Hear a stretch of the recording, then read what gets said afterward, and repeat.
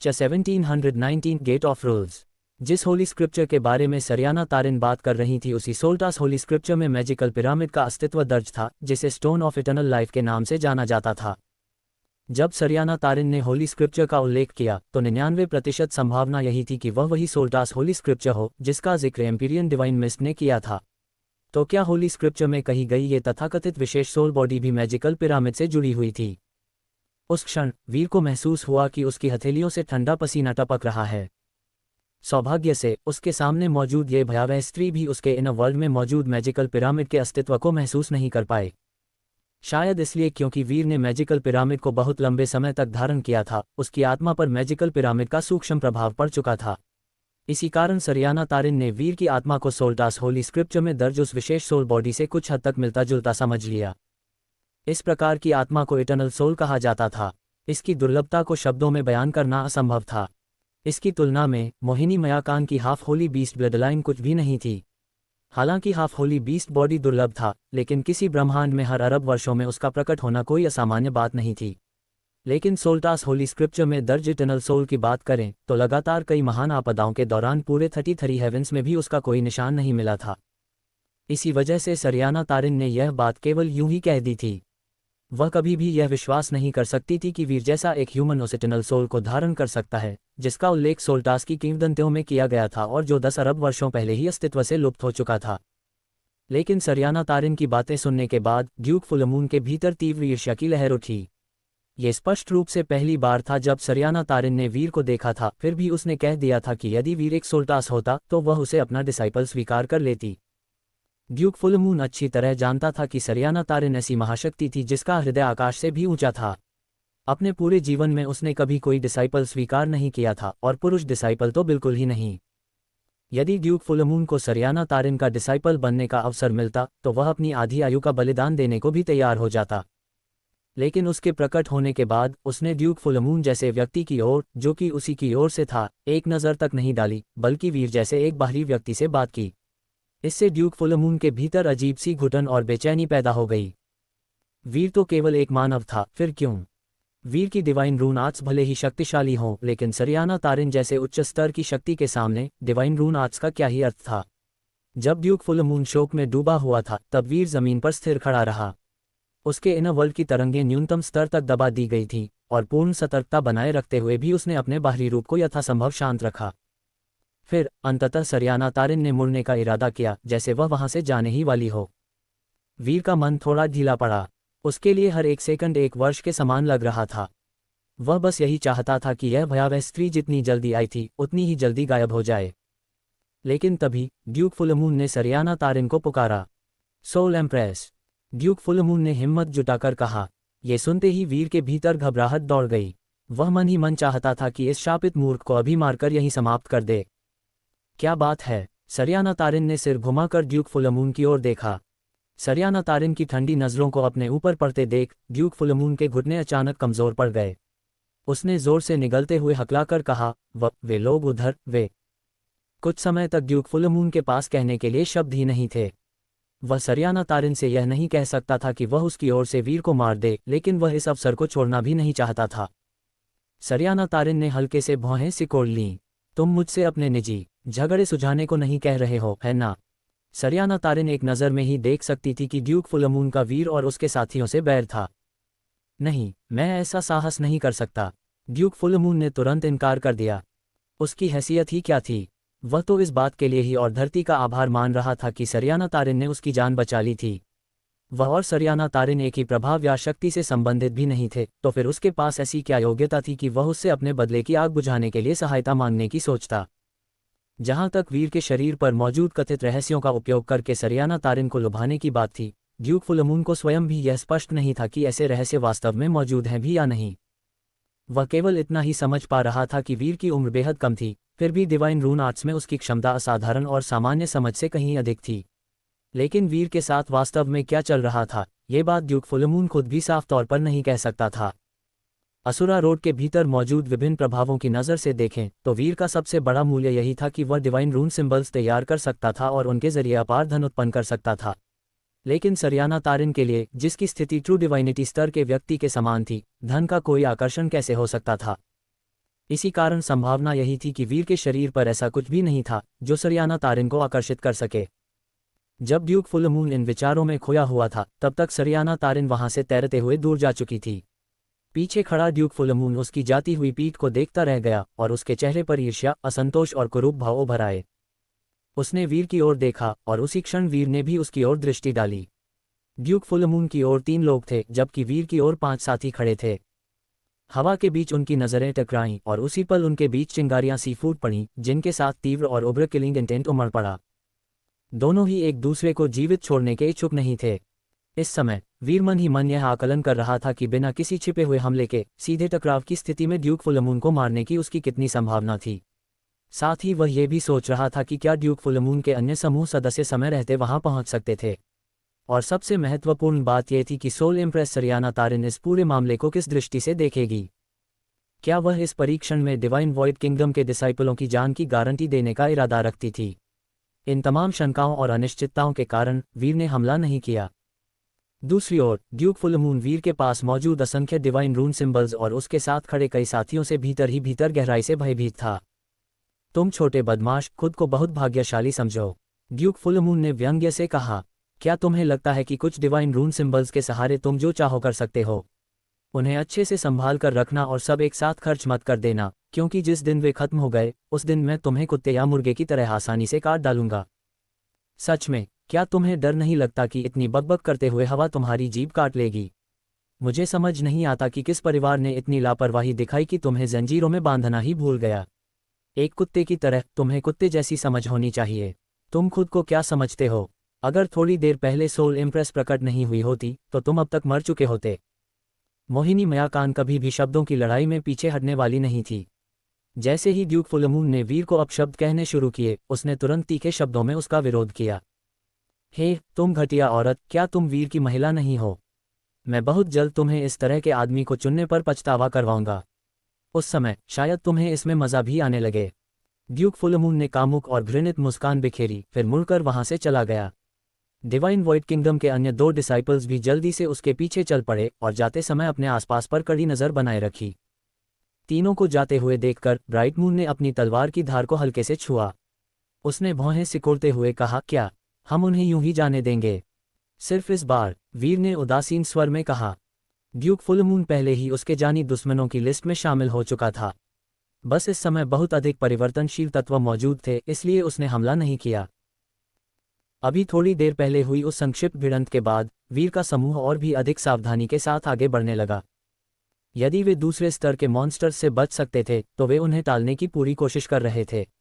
वे चाहते थे कि लड़ाइयों की संख्या न्यूनतम रहे और अनावश्यक टकराव से बचा जा सके।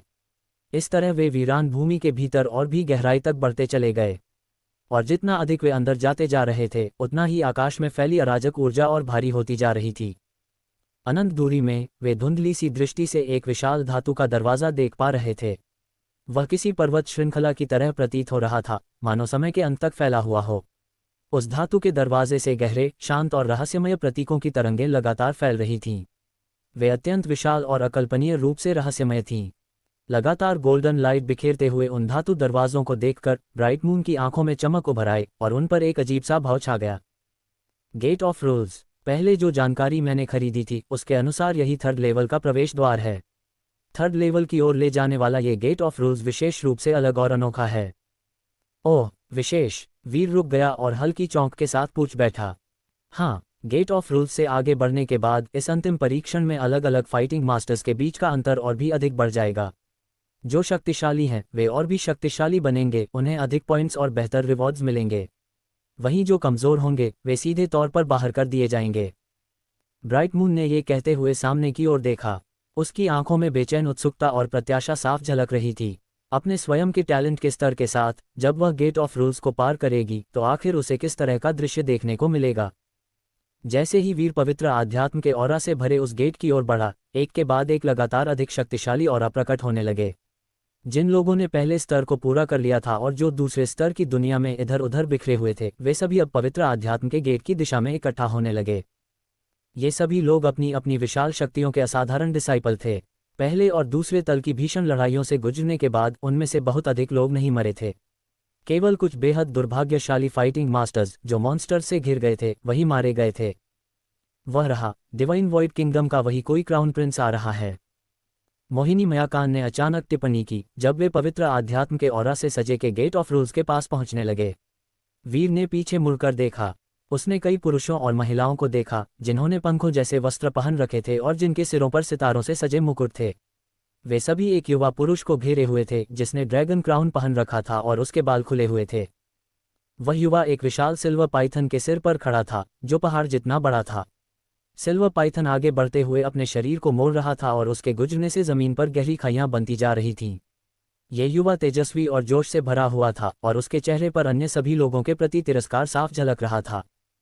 वह डिवाइन वॉइड किंगडम का थर्ड क्राउन प्रिंस था। जैसे ही डिवाइन वॉइड किंगडम का थर्ड क्राउन प्रिंस प्रकट हुआ वैसे ही ड्यूक फुलमून भी दिखाई दिया। इस समय ड्यूक फुलमून हवा में ऊंचाई पर उड़ रहा था और थर्ड क्राउन प्रिंस के पीछे पीछे चल रहा था। उसके चेहरे पर हल्की सी मुस्कान थी और उसकी नज़र आगे मौजूद लोगों पर एक आदेशात्मक दृष्टि के साथ टिकी हुई थी। डिवाइन वॉइड किंगडम के अन्य डिसाइपल उस विशाल सिल्वर पाइथन के सिर पर खड़े होने की हिम्मत नहीं कर रहे थे। वह silver Python third crown Prince का कॉन्ट्रैक्ट बीस्ट था। वह एक घमंडी बीस्ट था जो अपने मास्टर के अलावा किसी और को अपने ऊपर सवार होने की अनुमति नहीं देता था। हालांकि यह सिल्वर पाइथन कोई होली बीस्ट नहीं था, लेकिन उसका एक प्राचीन रक्त संबंध किसी होली बीस्ट से जुड़ा हुआ था। कहा जाता था कि यदि यह सिल्वर पाइथन 4 पैर और विकसित कर ले और उसके सिर पर सींग उगाएं तो वह सिल्वर ड्रैगन में विकसित हो सकता था। लेकिन उस मार्ग पर चलना अत्यंत कठिन था और उसके सफल होने की संभावना लगभग नामुमकिन मानी जाती थी। इसी समय आकाश में फीनिक्स जैसी एक तीखी चीख गूंज उठी। चमकती हुई अग्नि तरंगें आसमान में लहराने लगी और एक विशाल फीनिक्स जैसे अग्नि पक्षी का प्रकट होना हुआ। केवल उड़ते हुए ही इस अग्नि पक्षी ने पूरे आकाश को प्रचंड लपटों से भर दिया और आसपास का तापमान तुरंत उबलने जैसा हो गया। इस अग्नि पक्षी की पीठ पर एक मोटा युवक बैठा हुआ था जिसने चमकीले नीले रंग का 5 पंजों वाले ड्रैगन डिजाइन वाला वस्त्र पहन रखा था। यह मोटा युवक बिग फ्लेम था जो हेवन यूनियन डिवाइन किंगडम के डिवाइन एम्परर का प्रत्यक्ष डिसाइपल था। डिवाइन वॉइड का third crown Prince, big flame और ट्रू डिवाइनिटी स्तर की शक्तियों के शीर्ष डिसाइपल सभी पहुंच चुके थे। बिग फ्लेम, तुम काफी तेजी से यहां पहुंच गए।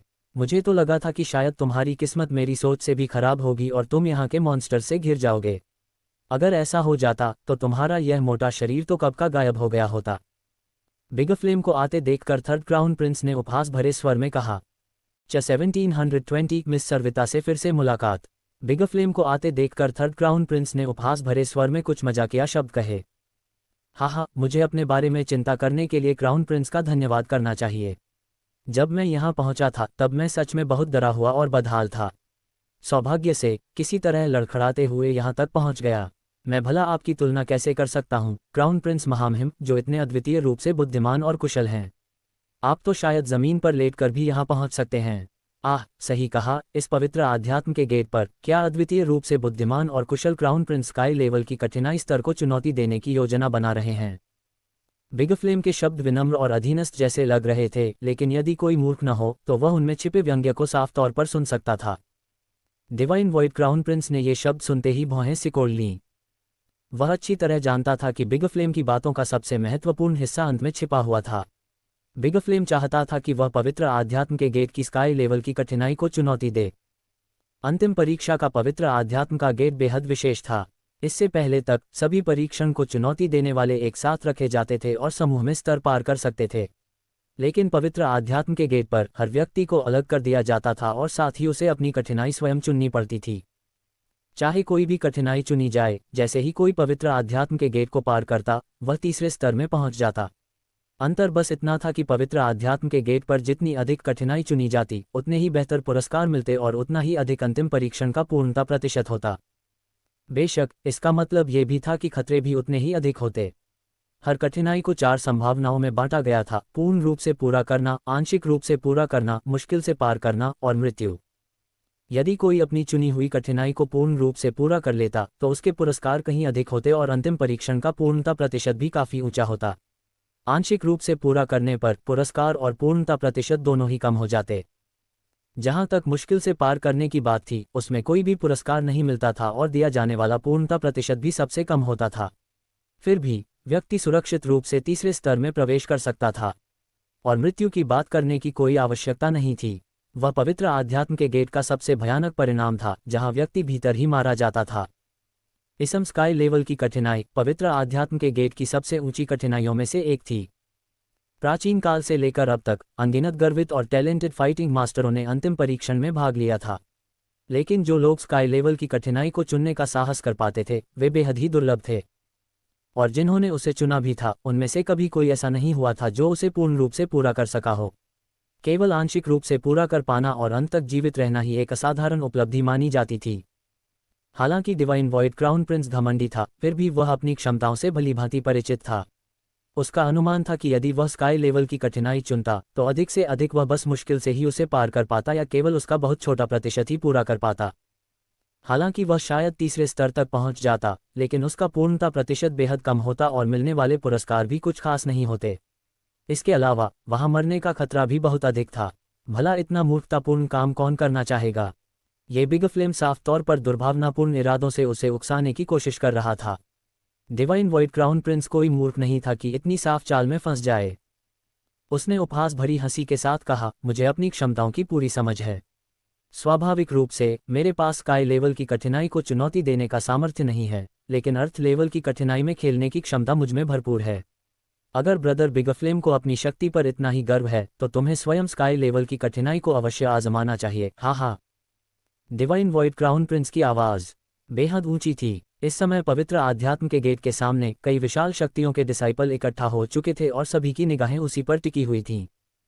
ये लोग जानते थे कि बिग फ्लेम और थर्ड क्राउन प्रिंस के बीच पहले से ही एक जुए जैसी शर्त लगी हुई थी। अब पवित्र आध्यात्म के गेट के सामने भी वे दोनों एक दूसरे के खिलाफ तीव्र रूप से खड़े थे। हे कितना दिलचस्प है।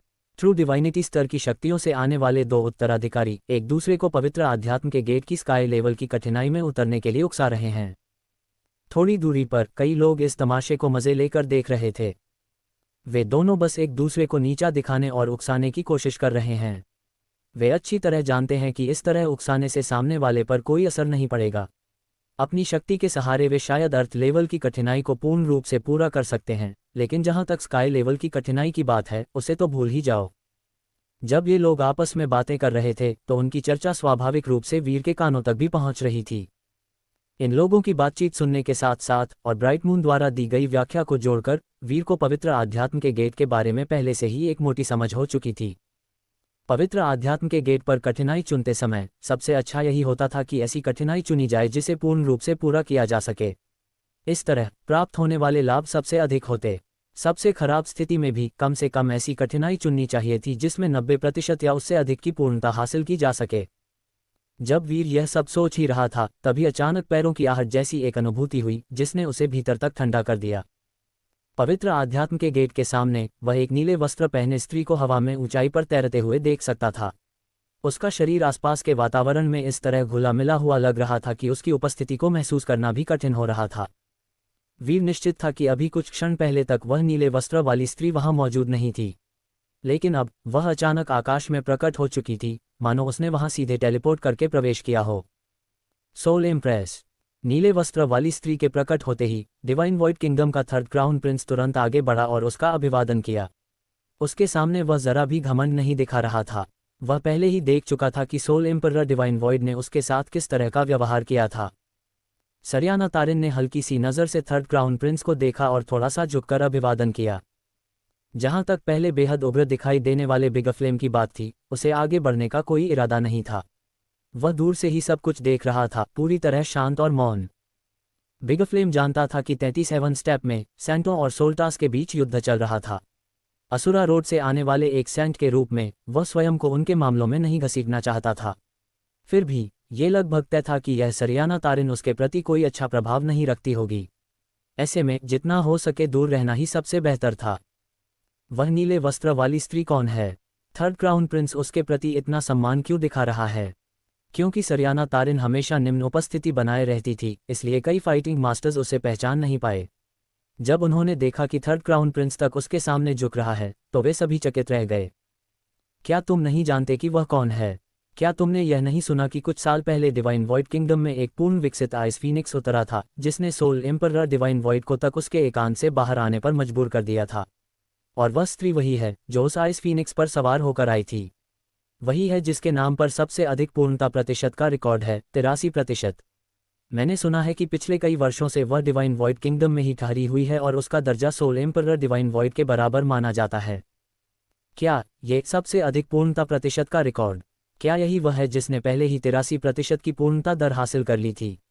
फिर वह असुरा रोड की अंतिम परीक्षा में दोबारा क्यों आए है? क्या यह उसकी योग्यताओं की पूरी तरह बर्बादी नहीं है? कई लोग उलझन में पड़ते हुए सवाल करने लगे। असुरा रोड बेहद विशाल था। भले ही सरियाना तारिन ने डिवाइन वॉइड किंगडम में बहुत बड़ा तूफान खड़ा किया हो, फिर भी कई लोगों ने उसके बारे में कभी सुना ही नहीं था। हे, मामला उतना सरल नहीं है जितना तुम सोच रहे हो, पहले बोलने वाले व्यक्ति ने रहस्यमय ढंग से कहा। उसकी आवाज़ धीमी हो गई और वह गूढ़ स्वर में फुसफुसाने लगा। अगर वह फिर से आई है तो इसका मतलब साफ है कि वह मानती है कि 83% उसकी सीमा नहीं है। ये रहस्यमयी सोल्टास स्त्री एक बेहद अनोखे कल्टीवेशन मेथड का अभ्यास करती है, ऐसी विधि जिसमें उसका टैलेंट लगातार और अधिक शक्तिशाली होता जाता है। वह पहले ही हर सामान्य तर्क और नियम को पीछे छोड़ चुकी है। क्या? ये सुनते ही कई फाइटिंग मास्टर्स एक दूसरे की ओर भयभीत नज़रों से देखने लगे। 83% भी उसकी सीमा नहीं थी, तो फिर वह आखिर किस स्तर तक पहुंचने वाली थी? और जहां तक ऐसे कल्टीवेशन मेथड की बात थी जिसमें किसी का टैलेंट लगातार बढ़ता ही जाए, उन्होंने तो उसके बारे में पहले कभी सुना भी नहीं था। क्या ऐसा कल्टीवेशन मेथड सच में मौजूद होता है? मैंने तो इसके बारे में केवल अफवाहें ही सुनी हैं। इसके अलावा इस नीले वस्त्र वाली स्त्री की कल्टीवेशन बहुत ही उलझाने वाली है। कुछ लोग कहते हैं कि वह प्रारंभिक एम्पीरियन है और कुछ लोग कहते हैं कि वह एक साधारण वर्ल्ड किंग है। ऐसा लगता है मानो उसकी कल्टीवेशन हर समय बदलती रहती हो। लेकिन एक बात बिल्कुल तय है, चाहे वह एम्पीरियन हो या वर्ल्ड किंग, वह हम सबको बिना किसी प्रयास के आसानी से कुचलकर मार सकती है। भले ही हम यहाँ उसके साथ खड़े हैं, लेकिन सच्चाई यह है कि हम पूरी तरह अलग स्तरों पर हैं। उसकी नज़रों में हम तो बस चींटियों से ज़्यादा कुछ नहीं हैं। ये कहने वाला फाइटिंग मास्टर गहरी सांस लेते हुए आह भरने लगा। यहाँ मौजूद हर व्यक्ति का गर्वित पुत्र था। अपने अपने बड़े सेक्टों और परिवारों में वे अपनी पीढ़ी के शिखर पर खड़े वीर पुरुष माने जाते थे। लेकिन यहाँ आकर वे वास्तव में केवल चींटियों से अधिक नहीं रह गए थे। चाहे जैसे भी देखा जाए, ये सच्चाई उन्हें भीतर से असहज कर रही थी। फिर भी उन्हें इस सच को स्वीकार करना ही पड़ा। ये सोल्टास स्त्री सोल एम्परर डिवाइन वॉइड के समान स्तर पर खड़ी थी, न उससे ऊंची न उससे नीची। और सोल एम्परर डिवाइन वॉइड एक ट्रू डिवाइनिटी सुप्रीम एल्डर था। जहां तक उनकी बात थी, वे तो किसी एम्पीरियन से 2-4 बार प्रशंसा सुन लेना ही अपने लिए सबसे बड़ा सम्मान मानते थे। उनके बीच का अंतर सहज ही समझा जा सकता था। जब ये सारी बातें वीर के कानों में पड़ीं तो वह कुछ क्षणों के लिए गहरी सोच में डूब गया। इस रहस्यमयी सोल्टास स्त्री को लेकर उसके मन में कुछ धुंधले से अनुमान बनने लगे थे। अतीत में जब वह पहली बार असुरा रोड में प्रवेश कर रहा था, तब उसने सोलवाइट को ये कहते सुना था कि पिछले 1 करोड़ वर्षों में केवल 2 ही लोग ऐसे हुए थे जिन्होंने 80% या उससे अधिक की पूर्णता दर हासिल की थी, गुड फॉर्चून सैंडसन और एक रहस्यमयी सोल्टास स्त्री। उस समय वीर को लगता था कि गुड फॉर्चून सैंडसन और यह रहस्यमयी सोल्टास स्त्री अपनी अपनी जातियों की युवाओं में सबसे महान जीनियस हैं। लेकिन अब ऐसा प्रतीत हो रहा था कि वह पूरी तरह गलत समझ बैठा था। ये रहस्यमयी सोल्टास स्त्री कोई जूनियर नहीं थी, बल्कि सोल जाति की एक उच्च स्तर की महान हस्ती थी। सोल्टास की सोल इम्प्रेस, अगर वह 33 हेवन स्टेप से आई है तो उसे निश्चित रूप से सैंटो और सोल्टास के बीच चल रहे युद्ध के बारे में पता होगा। वीर 33 हेवन स्टेप में सैंटो और सोल्टास के बीच हो रहे युद्ध को लेकर भीतर से चिंतित था। ये घटना मानव जाति की महान आपदा से गहराई से जुड़ी हुई थी और इसका प्रभाव बेहद दूर तक फैलने वाला था। दुश्मन का दुश्मन मित्र होता है। इस दृष्टिकोण से देखा जाए तो सोल्टासों का मानवता के साथ कोई प्रत्यक्ष हित संघर्ष नहीं बनता था। बस समस्या ये थी कि 33 हेवन स्टेप के सोल्टास अत्यंत रहस्यमयी थे। ऐसा प्रतीत होता था कि डिवाइन रियलम और सोल्टासों के विभिन्न ब्रह्मांडों के बीच अब भी एक पूरी तरह सुरक्षित और अक्षुण्ण स्पेस बैरियर मौजूद था। इसी कारण वीर की उनके बारे में जानकारी सीमित ही रह गई थी। जब ये सभी विचार एक के बाद एक वीर के मन में कौंध रहे थे, तभी उसी क्षण एक कोमल और मृदु आवाज गूंज उठी, सर वीर, काफी समय हो गया है जब से हम एक दूसरे से मिले थे। यह आवाज जानी पहचानी थी। वीर चौंक गया और तुरंत मुड़कर देखा। उसने पाया कि कुछ 100 फीट की दूरी पर एक स्त्री खड़ी थी, जिसने पतली और सटी हुई पोशाक पहन रखी थी। वह स्त्री शांत, स्थिर और बेहद संयमित दिखाई दे रही थी। उसकी देह अविश्वसनीय रूप से आकर्षक थी। उसका स्वभाव अत्यंत सुरुचिपूर्ण था और उस पोशाक के साथ मिलकर वह किसी शास्त्रीय सौंदर्य की प्रतिमूर्ति जैसी प्रतीत हो रही थी। ये स्त्री सर्विता थी। उसका वर्तमान स्वरूप 20 वर्ष पहले के उसके रूप से पूरी तरह भिन्न था। उस समय सर्विता के भीतर एक तीव्र और खुला हुआ मोहक आकर्षण झलकता था। उसकी गहरी पोशाक के भीतर हर उठान और हर हलचल उसे मानो किसी मदहोश कर देने वाली नशीली चीज़ जैसा बना देती थी, जैसे वह किसी सामान्य संसार में उतर आए अप्सरा हो। लेकिन वर्तमान की सर्विता ने हल्की और साधारण व्यवहारिक पोशाक धारण कर रखी थी। अब वह बेहद शालीन, सौम्य और स्वच्छ प्रतीत हो रही थी, ठीक वैसे ही जैसे किसी कुलीन परिवार की संस्कारी युवा पुत्री। मोहिनी मयाकान का मुंह खुला का खुला रह गया। ऐसा लग रहा था मानो वह सर्विता को